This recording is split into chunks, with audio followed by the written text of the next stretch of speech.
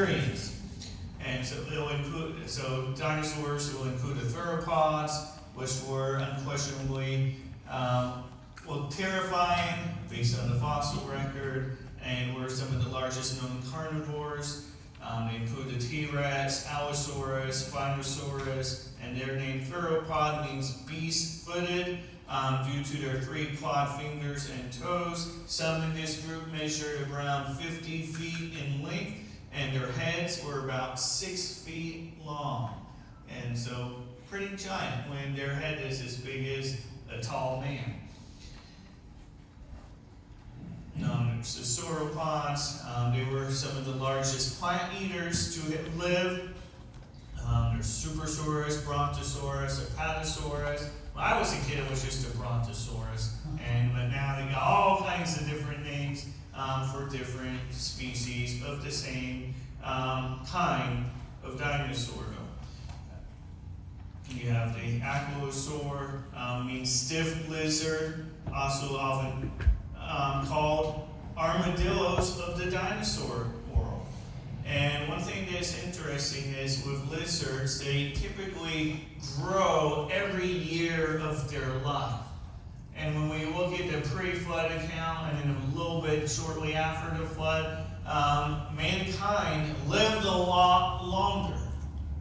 That could have been just how God had it at the time, and then God reduced.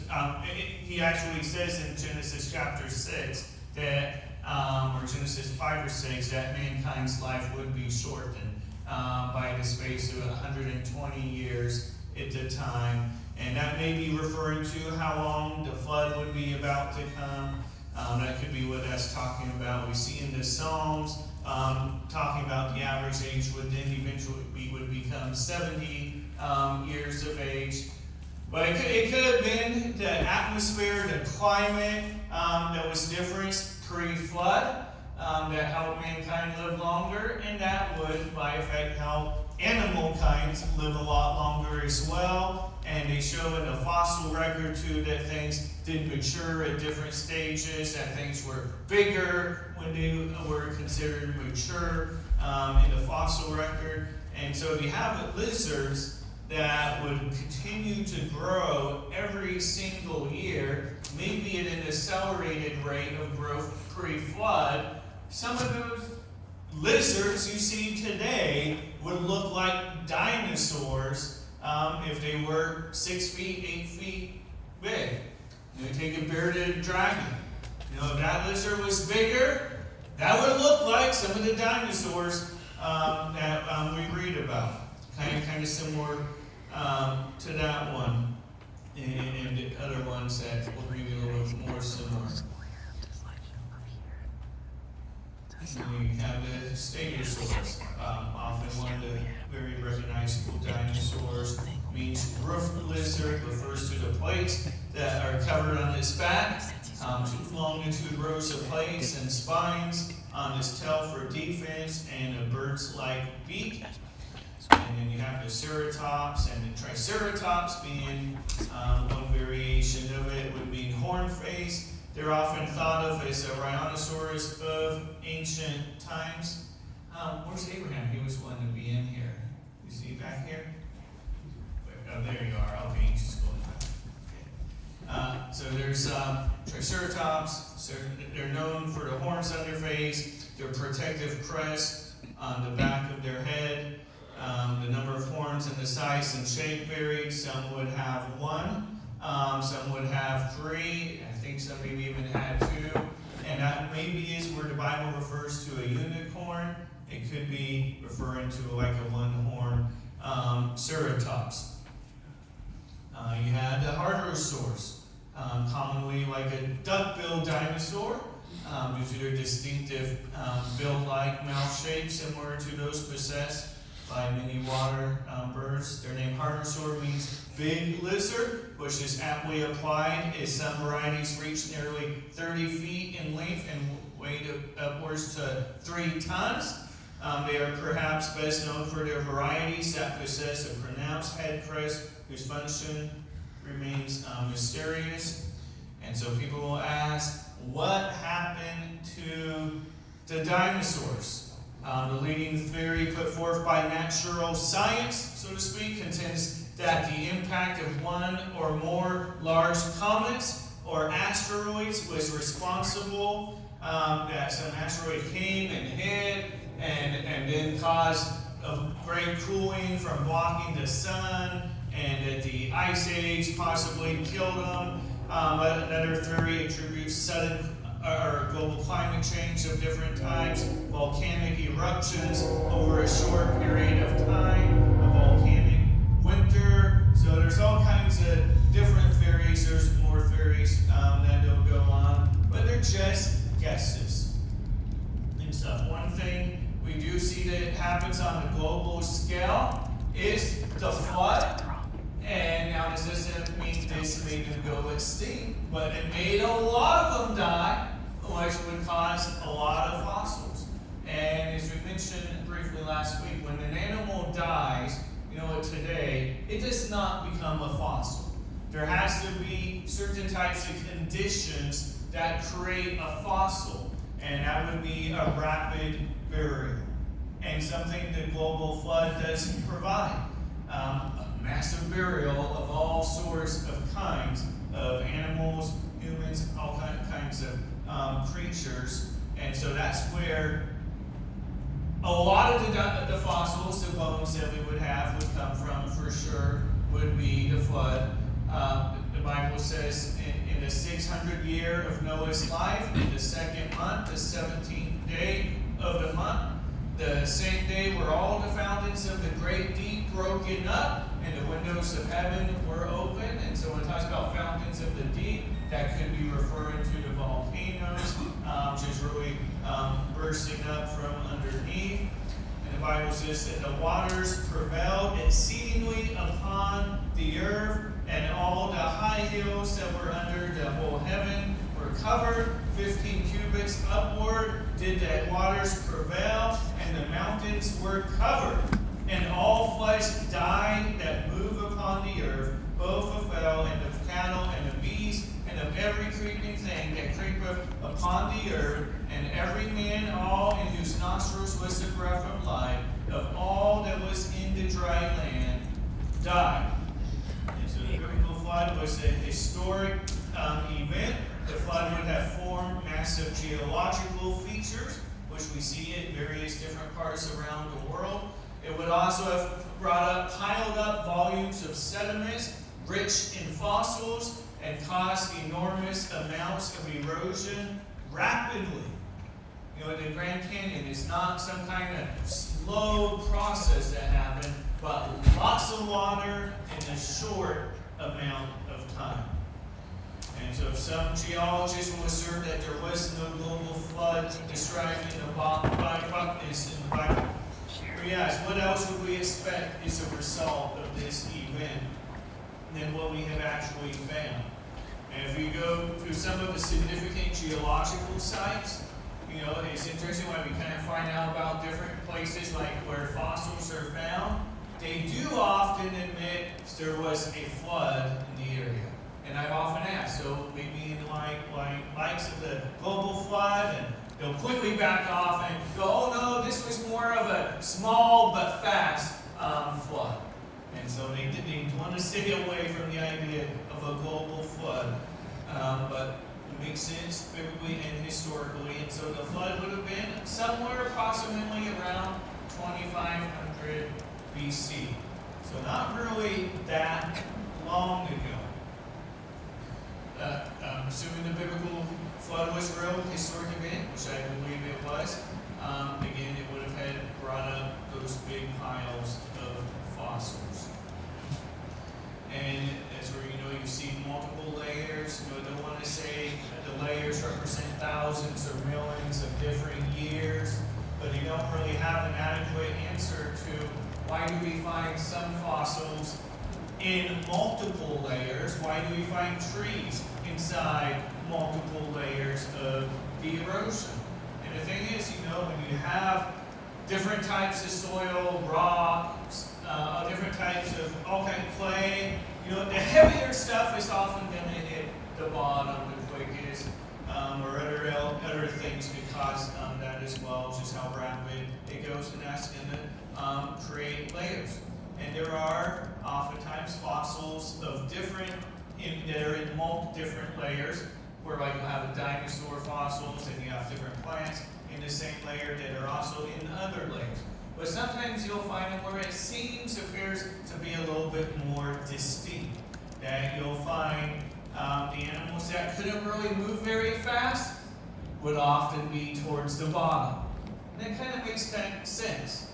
You know, if you're a faster moving animal, if you have a flood going on, you're probably going to try to get to higher ground where you can breathe. And so some of the bigger stuff, sometimes some of those will be a little bit higher, the faster moving critters. But of course, there's going to be a variety. This is a lot of sudden things happening, volcanoes going off, earthquakes, massive flooding to a point it's global. And so you look at the Grand Canyon in places, sedimentary rocks are miles of thickness. The biblical flood was a global scale event that would have piled up monumental layers of fossil sediments that would be created. Some of the layers around the Grand Canyon, they go hundreds of miles, and then some of them even go thousands of miles, basically from the west to the east coast. We also see that there are dinosaur fossils that are like massive graveyards. Try to think of it from what modern science tries to think of it as. Like it really like is this just like in Jurassic Park, and all these dinosaurs are just kind of chit-chatting, hanging out, and then all of a sudden they all died at the same time, having a good time. That doesn't really make sense. But you have a massive stampede of dinosaurs and all kinds of animals trying to run away from danger, and then all of a sudden there's nowhere to go, and then they're all killed. That makes sense that you would have a massive graveyards, really all throughout different places of the earth. It's not like usually, it's not too often where they just find, oh, here's just an occasional fossil in this area. They're often in mass graveyards, so to speak. They're in abundance.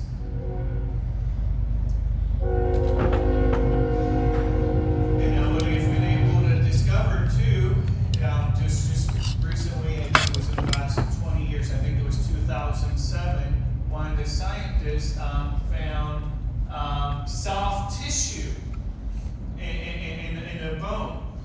And it was a T-Rex, I think is what it was, and they found soft tissue. And she was mocked for it. Because they're like, no, there's no way there would be soft tissue inside of a bone of animals that were millions of years old. But then eventually her discovery got published, and they presented the evidence, and it was true. They found soft tissue in the bones, which means, their time scale of 66 million years is wrong. And then it ended up becoming more common as they would find fossils and break them down and get into inside of the bone marrow, that they would find more soft tissue in dinosaurs. Which if it flood only happened around 4,500 years ago, it would make sense that there would sometimes be soft tissue still found preserved. Sometimes the stomach contents were so well preserved in a number of extinct animals that they were able to identify their diets and therefore their habitat. The Hadrosaurus, a duck-billed dinosaur, was once thought to be a semi-aquatic animal living and feeding at the water's edge, but analysis of stomach contents revealed that they ate animals that were more plant vegetation that was more on elevated regions, like on hills and mountains. It was sea life that they found in their stomachs.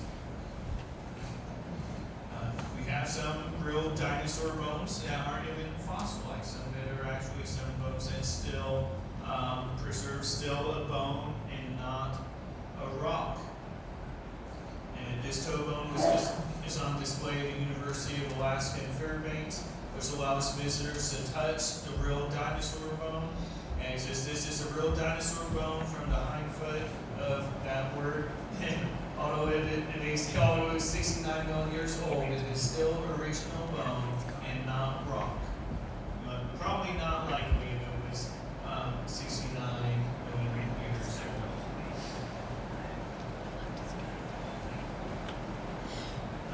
They found dinosaur bones found inside the stomachs of a mammal. When they would teach that the mammals didn't come until years later after dinosaurs. And so they're finding things aren't being consistent.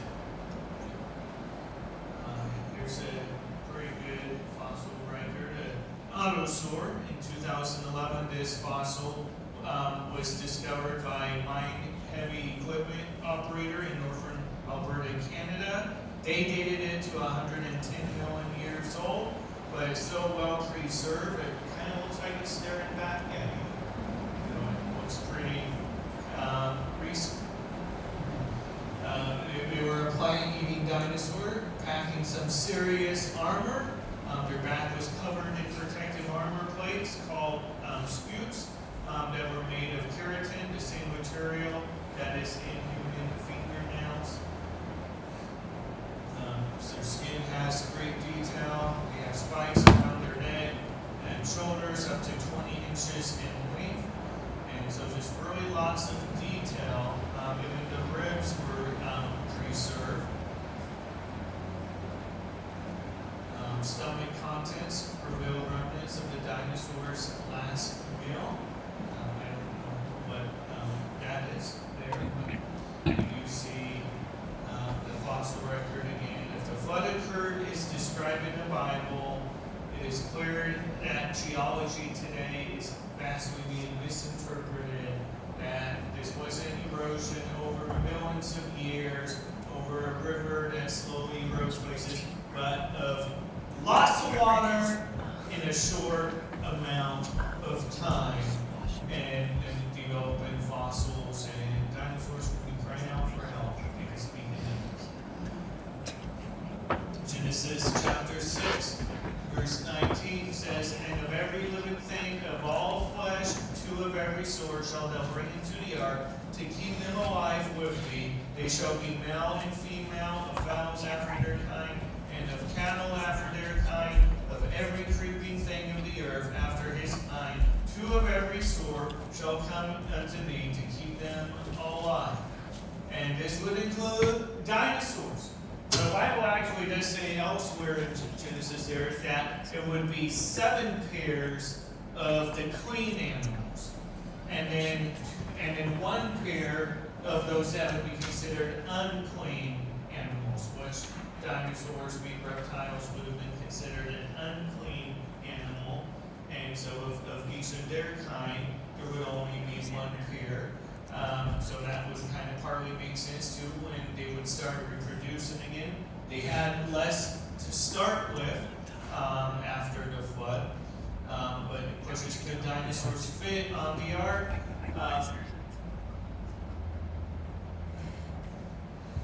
You look at how big it was at least 450 feet long. The Bible gives the dimensions in cubits, which a cubit traditionally would be 18 inches, and so that would be about 450 feet long. And so that would be, a football field and a half? That's pretty big. It's a pretty giant boat to be the size of a football field and a half, and then 75 feet wide and 45 feet high.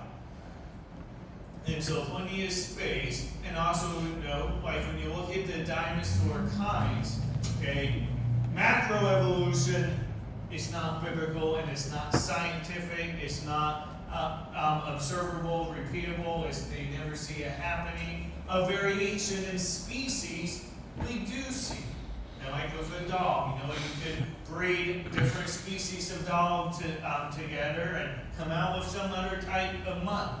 And so that kind of evolution, if you're going to use that word, microevolution, is biblical. You know, and you see it, they reproduce after their kind, not necessarily that it's just the same species. So when we talk about the feline kind, okay, the big cats, or maybe just cats in general, it doesn't mean that there was tigers on or lions, panthers, cougars, the small domestic cat. It doesn't mean all of those species were on.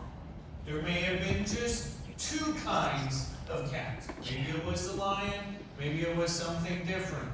And there could have been, you know, we don't know the exact details of where God had that cut. There could have been maybe different kinds of cat kinds that are significantly different, that they would be on the ark as well. We don't know the very exact specific details, but we just know that the Bible says of those kind. And again, with the dinosaurs, you have lots of species, but I think there was only about 60 kinds of dinosaurs, and so it wasn't really like thousands that we would look at. You look at the Ceratops family. Here's several different types, but they're all pretty close to the same. There's some variation, and that's where God in their DNA. You could have them be where they're able to reproduce after different variations of species over time, and then when you have some go to a certain region and they keep on reproducing, they may have some characteristics where someone from another region will develop other characteristics. You have the hadrosaur. You know, you have different species of it, but again, it's still in the hadrosaur family. And so you really would probably only need one pair of these on the ark. Okay, not one pair of each kind. And it also would make sense that Noah did not need to bring the oldest and biggest dinosaur on. They could bring him on as younger dinosaurs, maybe even infants. You know, after you're going to be on the ark for so long, you know, it makes sense to have younger, healthier animals so they could be able to reproduce when they come off. And so small dinosaurs, baby dinosaurs, they're going to be a lot smaller than the full-grown dinosaur. So yes, they can fit on the ark. You know, you have them in the T-Rex family. They have different sizes of the different variation of species. And so many of them that would have been around before the flood, and then when they got hit by the flood, you're going to see much of this variety, and maybe the species variety, maybe it decreased for a while. Definitely did, at least immediately after the flood when they came off. You just had one set of them, but then after a while there'd be a little bit of variation again. You know, you look at all of us. We all look like humans, but we do look different. Okay, so there's variation. So you have, again, different types, different sizes. And then when you look at the Tyrannosaur family, you know, the T-Rex was considered the biggest one. But you look at this is their growth rate by weeks, and you see that they kind of take off after a certain time period. Kind of like, you know, maybe kids in middle school, they start having more of a growth spurt. They start growing quicker than they were before. And same with dinosaurs. Some close to a certain point when they're going to grow quicker. And so having some younger makes a lot of sense. And so do dinosaurs fit on the ark? Yes. There's no reason to assume that they were left behind. The Bible does not mention any animals, land animals, being excluded from going on the ark. And so what about evidence for dinosaurs with humans? If it is true that dinosaurs were aboard the ark and released along with other animals after the flood, then would we find maybe any archaeological evidence that shows this happening? evidence that ancient humans knew of their existence before they were digging up fossils. Is there anything known about that? Okay, well, understand that dinosaur is a new word.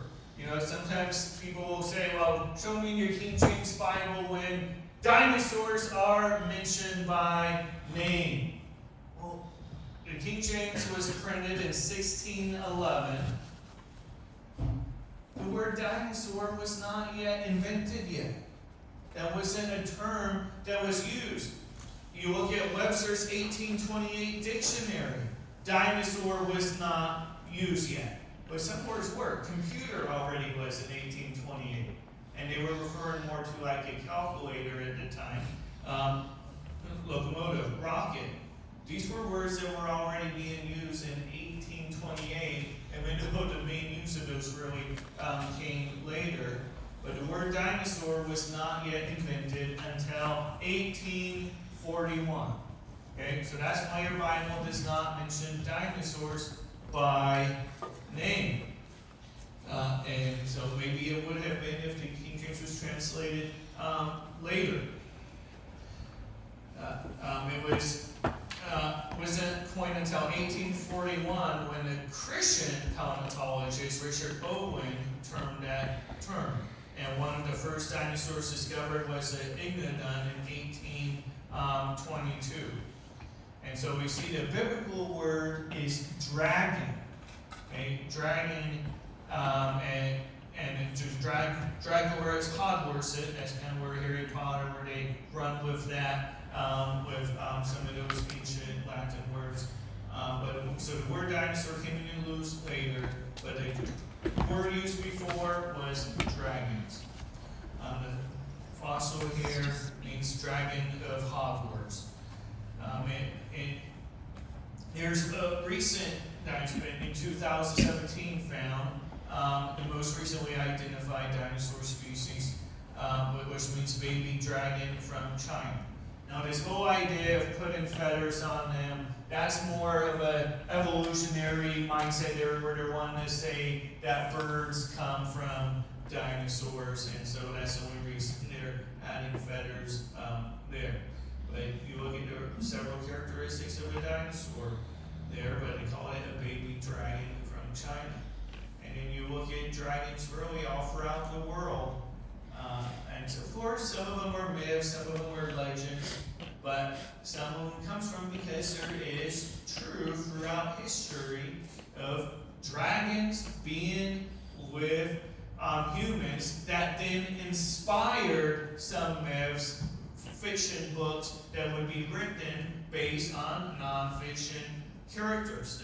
The historical records of the ancient world are filled with accounts of dragon sightings, and they were a source of great fear, and it would develop superstition. But the men who killed them were considered heroes and venerated saints of old.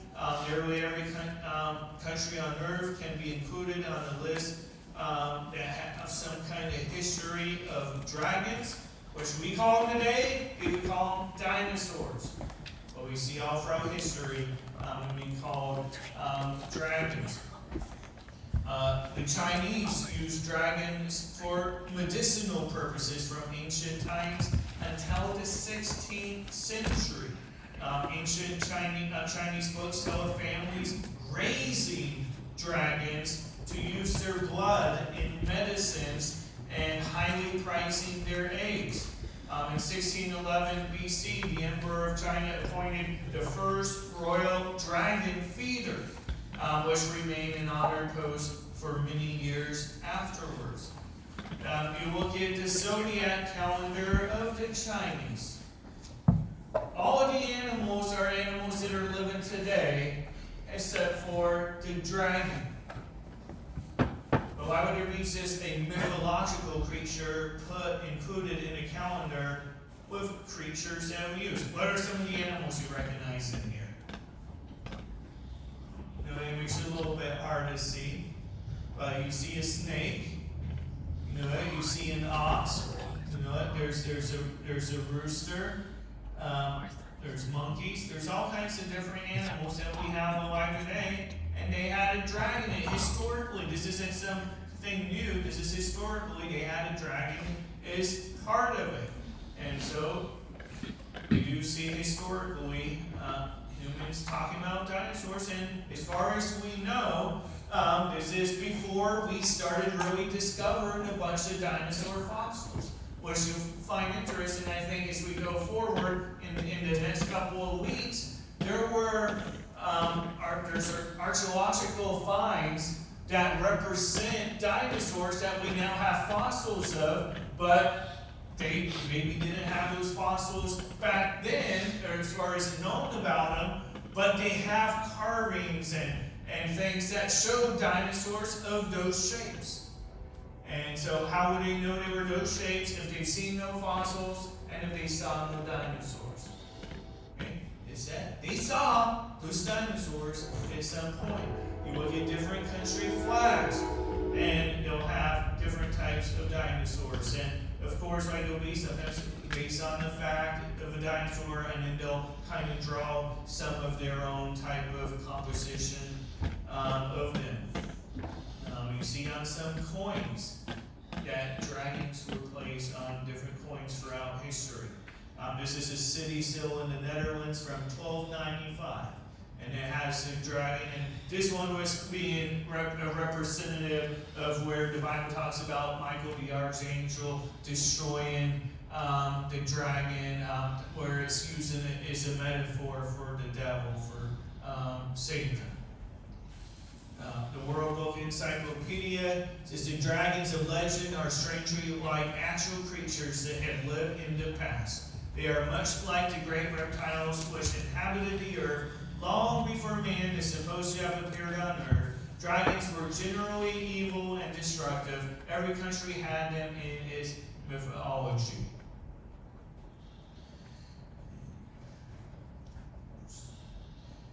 Dragon in Hebrew, the word is tannian.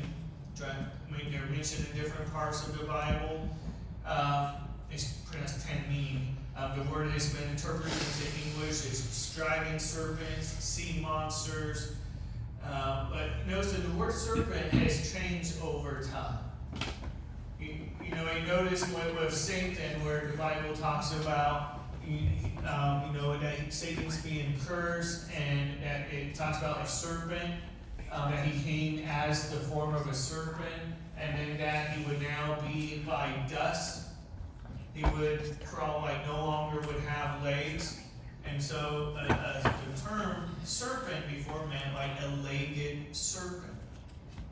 So, which could have been some type of dinosaur kind. And then the snake came because they're a legless serpent.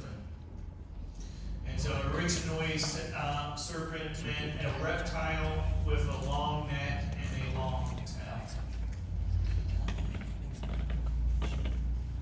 Isaiah 27:1 says, "In that day the Lord with his sword and great and strong sword shall punish Leviathan, the piercing serpent, even Leviathan, that crooked serpent, and he shall slay the dragon that is in the sea."